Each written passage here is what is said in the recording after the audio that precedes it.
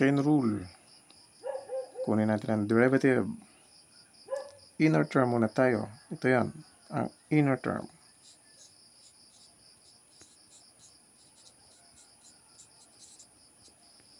And then, para sa outer term,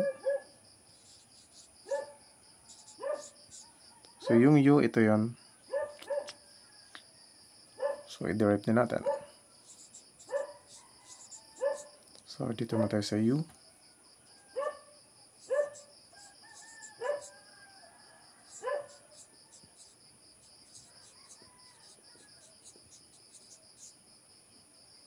Four times 1, maging 4x.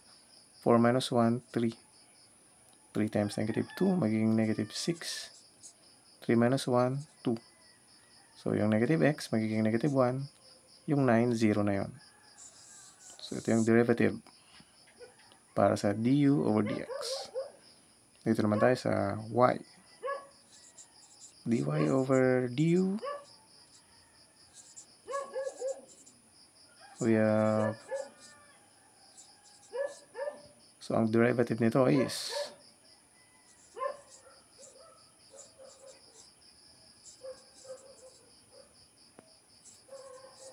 so yan.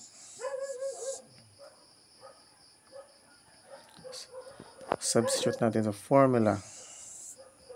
So yung formula natin para sa chain rule. So ito lang naman, paulit-ulit.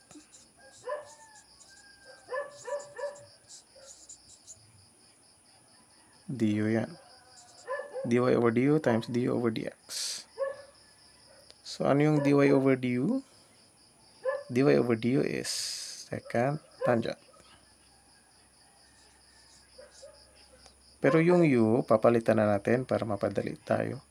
Yung u ay ito. Mahaba rin. Secant x raised to 4 minus 2x cubed minus x plus 9. And then yung tangent x raised to 4 minus 2x cubed minus x plus 9.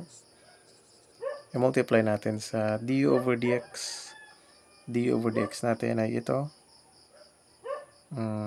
4x cubed minus 6x. Okay, so kung i-multiply natin yan, ang magiging derivative natin is, okay, let's multiply. It will become